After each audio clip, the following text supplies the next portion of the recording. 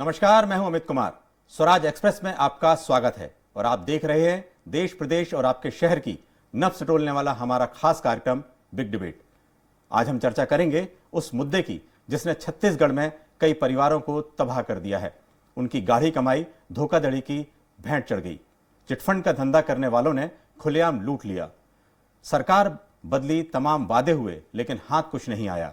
धीमी गति की जांच अब पीड़ितों को निराश कर रही है। ये जिन्न एक बार फिर से बोतल से बाहर आ गया है और इस पर बहस छिड़ गई है। सत्तारूढ़ और कांग्रेस, मुख्य विपक्षी बीजेपी आरोप प्रत्यारोप में उलझे हुए हैं। आज इसी चर्चा में बेहद खास मुद्दे को लेकर है हमारी, और मेहमानों का परिचय कराएं उससे पहले देख लेते हैं ये रिपोर्ट। चिटफंड कंपनियों के ठगी का शिकार हुए पीड़ितों को पैसा वापस दिलाने प्रदेश सरकार लगातार प्रयास कर रही है। इसके अलावा प्रदेश भर में कई गिरफ्तारियां हुई हैं और कंपनियों की संपत्ति कुर्क भी की गई है। अगर आंकड़ों पर नजर डालें तो पिछले 2 साल में 34 अनियमित चिटफंड कंपनियों के खिलाफ धोखाधड़ी की शिकायत हुई। 63 एफआईआर दर्ज कराकर 43 डायरेक्टर्स गिरफ्तार किया गया। छत्तीसगढ़ में 350 से ज्यादा चिटफंड कंपनियां थी। कार्यालय खोलकर लोगों को चूना लगाया गया। चिटफंड के मसले को लेकर सियासत भी शुरू होती है। पूर्व मंत्री बृजमोहन अग्रवाल ने इस मुद्दे को फिर से हवा दिया। बृजमोहन अग्रवाल ने सरकार पर सीधे आरोप लगाए। कांग्रेस के लोग कब्जा कर रहे हैं, बंदरबाट चल रहा है। बृजमोहन अग्रवाल के इस बयान पर कांग्रेस ने पलटवार किया। ये भारतीय जनता पार्टी की बेशर्मी की पराकाष्ठा है। कांग्रेस के लोग कब्जा कर रहे हैं, बंदरबाट चल रही है। ये चिटफंड कंपनी वालों की जो संपत्ति जब्त की गई है, उनको खरीदा किसने है, जरा उनके नाम उजागर करें। जो 100 करोड़ की संपत्ति है उसको 25 करोड़ रुपए में बेच दिया, और खरीदने वाले भी सत्ता पार्टी से जुड़े हुए लोग। ये तो बृजमोहन अग्रवाल और भारतीय जनता पार्टी की बेशर्मी की पराकाष्ठा है। उनकी सरकार ने छत्तीसगढ़ के भोले भाले मासूम लोगों के पैसे को चिटफंड कंपनियों को लूटने दिया। स्वयं बृजमोहन अग्रवाल, वीणा सिंह, रमन सिंह, उनके पुत्र अभिषेक सिंह, तमाम भारतीय जनता पार्टी के नेता जाके चिटफंड कंपनियों के दफ्तरों का उद्घाटन करते थे और उसी के बहकावे में आके लोग वहां पैसा जमा करते थे। इधर मुख्यमंत्री भूपेश बघेल ने चिटफंड घोटालों को सीधे मनी लॉन्ड्रिंग करार दिया है। पेंड्रा दौरे पर गए मुख्यमंत्री भूपेश बघेल ने बीजेपी पर निशाना साधते हुए कहा कि बीजेपी की सरकार उस समय रोजगार मेला लगाती थी और चिटफंड कंपनियों को आमंत्रित करती थी। चिटफंड कंपनियों के रमन सिंह और उनका पूरा परिवार ब्रांड एम्बेसडर रहा है। वहीं पूर्व मुख्यमंत्री डॉक्टर रमन सिंह ने सीएम बघेल के इस बयान पर जवाब दिया। उन्होंने कहा कि चिटफंड कंपनी के ऊपर भाजपा ने कठोर कार्रवाई की है। आज तक कोई एक पैसे की चिटफंड कंपनी से सरकार वापस नहीं दिलवा पाई।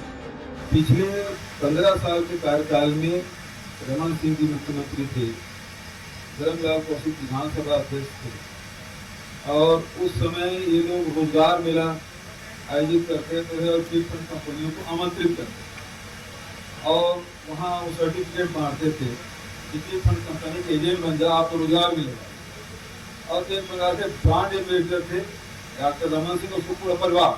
4.25 साल हो गए भूपेश जी, और ये सिर्फ जब आप फंसते हो तो चिटफंड याद आता है। अरे चिटफंड में कार्रवाई करना था जिसके ऊपर, मगर कहीं भी दूर दूर तक मैं दावे के साथ कहता हूं और खुलेआम प्रेस के सामने कहता हूं, एक पैसे का किसी भी चिटफंड कंपनी से किसी का ना लेना ना देना है। और हम तो चिटफंड की कंपनी के ऊपर सबसे कठोरतम कार्रवाई करने वाले सरकार के मुखिया रहे हैं। 15 वर्षों में चिटफंड कंपनियों ने लोगों को जमकर लूटा। कांग्रेस ने अपने घोषणा पत्र में यह वादा किया था कि सरकार में आने के बाद वो पीड़ितों को पैसा वापस दिलवाएगी। हालांकि तकनीकी रूप से बाधाएं आ रही हैं, जिसकी वजह से लोगों को फायदा पहुंचने में देरी हो रही है। इस तरह का तर्क फिलहाल सरकार दे रही है। रायपुर से स्वराज एक्सप्रेस के लिए हेमंत शर्मा की रिपोर्ट। इस पर ज्यादा चर्चा के लिए मौजूद हैं कांग्रेस के वरिष्ठ नेता सुरेंद्र शर्मा जी, बीजेपी के नेता अनुराग सिंहदेव जी। पहला सवाल बिल्कुल जाहिर है कांग्रेस के नेताजी से पूछना चाहेंगे। ये बताएं, आपके घोषणा पत्र में सब कुछ था, फिर आरोप प्रत्यारोप शुरू हो गया है, जांच क्यों आगे नहीं बढ़ पा रही है? देखिए, भारतीय जनता पार्टी के नेता अगर चिटफंड के संबंध में बात करते हैं, सबको रास्ते में चिटफंड के बाजार साबित करने का काम चिटफंड कंपनियों के लॉन्चिंग के समय ब्रांड एम्बेसडर बनकर भारतीय जनता पार्टी के बड़े बड़े नेता और मंत्री उनके कार्यक्रमों में शामिल होते रहे और इनकी वजह से छत्तीसगढ़ की तमाम जनता चिट फंड के झांसे में आ गई और बुरी तरह फंस गई। प्रदेश कांग्रेस कमेटी छत्तीसगढ़ ने चुनाव के समय घोषणा किया था कि चिट फंड की राशि हम वापस दिलाने के लिए कोशिश करेंगे और उसको दिलाएंगे। मैं ये बात बिल्कुल दावे के साथ कहता हूं कि पिछले 3.5 सालों में छत्तीसगढ़ की सरकार ने चिट फंड कंपनी से रकम दिलाने में कोई किसी किस्म की कोई कमजोरी नहीं दिखाई है। अब बात यह है कि हिंदुस्तान में जो संविधान है, कानून है, नियम है, इन सारे चीजों के चलते जो न्यायालयीन प्रक्रिया है, वसूली की प्रक्रिया है, इन सारी चीजों को चलते हुए थोड़ी बहुत देरी हो रही, मगर ये बात मैं निश्चित रूप से कह सकता हूं कि छत्तीसगढ़ की सरकार ने चिट फंड की राशि वापस दिलाने का कार्यक्रम शुरू कर दिया है।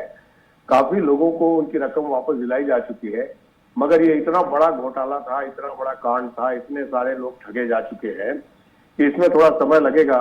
मगर मैं निश्चित रूप से कह सकता हूं कि छत्तीसगढ़ की सरकार इसके लिए पूरी तरह से प्रतिबद्ध है और मगरमच्छ के आंसू बहाने वाली भारतीय जनता पार्टी को ये बात समझ में आनी चाहिए कि छत्तीसगढ़ की कांग्रेस की सरकार माननीय भूपेश बघेल जी के नेतृत्व में चिट फंड की रकम वापस दिलाने के लिए पूरी तरह से प्रयत्नशील है, कटिबद्ध है और इसके लिए अनवरत प्रयत्नशील रहेगी। बिल्कुल बिल्कुल सुरेंद्र जी, आपने कहा बहुत ही निश्चित ही बहुत ही गंभीर मामला है, बड़ा मुद्दा है।